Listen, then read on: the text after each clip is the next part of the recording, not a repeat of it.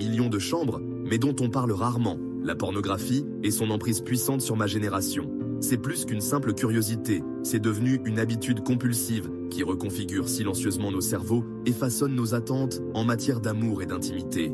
Il ne s'agit pas de juger. Il s'agit d'entamer une conversation honnête, une conversation que j'aurais aimé que quelqu'un ait eue avec moi avant que je ne me perde dans un monde numérique, promettant la connexion mais offrant l'isolement. En quelques clics, un univers infini de contenu explicite est disponible, gratuit et anonyme, normalisant la consommation extrême et transformant une phase passagère en un rituel quotidien pour beaucoup. Le silence ne fait que renforcer son pouvoir, laissant les individus souffrir seuls, croyant qu'ils sont les seuls à lutter. La pornographie est souvent considérée comme inoffensive, mais pour beaucoup, elle est une source de profonds conflits, d'anxiété et de dysfonctionnement, affectant la santé mentale et les relations. Nous devons dépasser les arguments en noir et blanc et explorer les conséquences réelles qui se jouent à huis clos.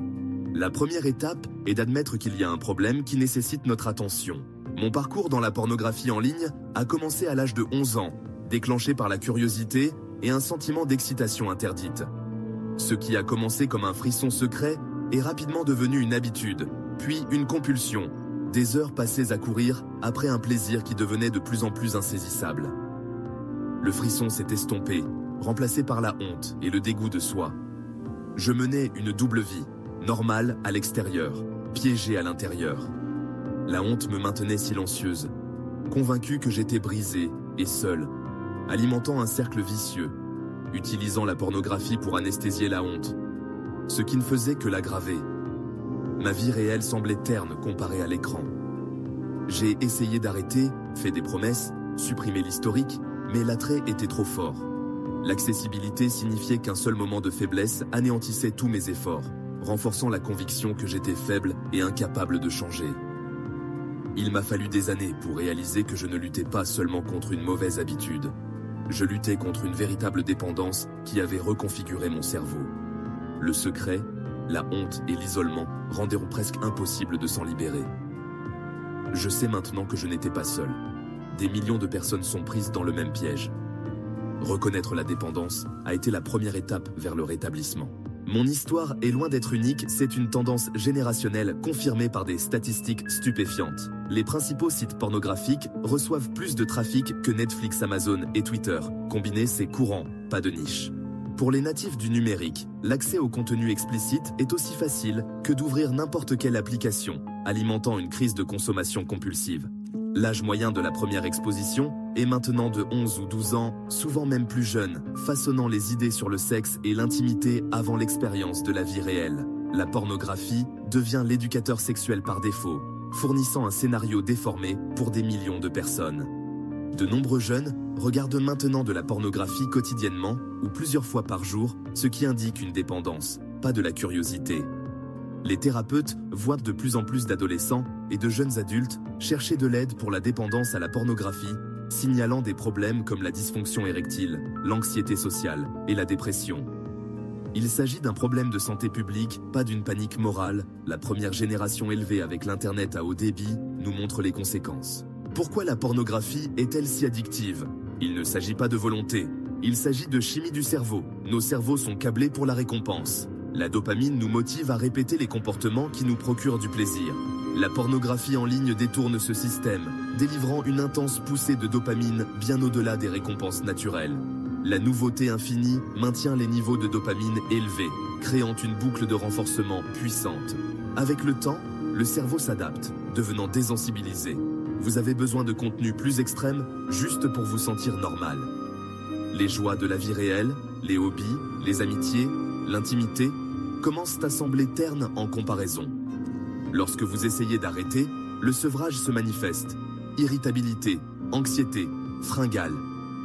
Vous ne regardez plus pour le plaisir, mais pour échapper à l'inconfort, piégé dans une boucle compulsive. C'est un piratage de haute technologie de notre câblage le plus fondamental.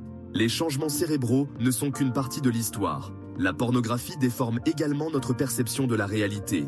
La créatrice de contenu, Courtney Boateng, a parlé honnêtement de la façon dont la pornographie a façonné ses attentes en matière de sexe et de relations. Les performances à l'écran sont devenues son modèle. créant une déconnexion lorsque l'intimité réelle ne correspondait pas à la fantaisie. L'intimité réelle est complexe, elle exige communication et vulnérabilité, des qualités absentes de la pornographie grand public. Sans une éducation sexuelle adéquate, les jeunes se tournent vers Internet, apprenant toutes les mauvaises leçons, que le sexe est purement physique, que les partenaires sont des objets et que la communication est inutile. La pornographie efface l'intimité émotionnelle et le respect mutuel, enseignant une vision transactionnelle du sexe. Elle déforme également l'image corporelle, montrant des corps améliorés chirurgicalement et irréalistes comme la norme.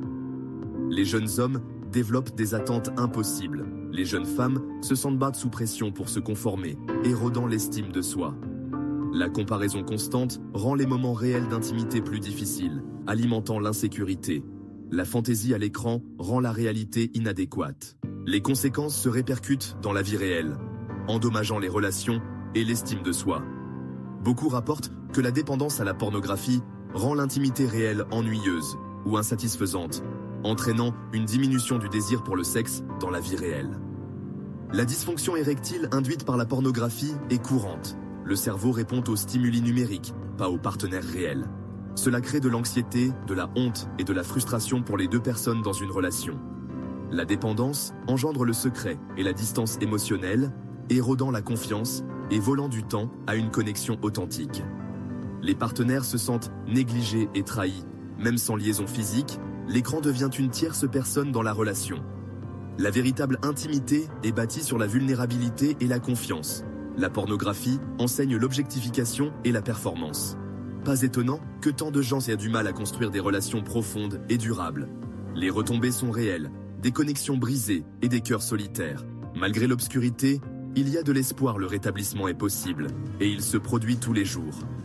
Ma propre histoire le prouve, le chemin du retour est difficile, mais il mène à une vie plus authentique et connectée.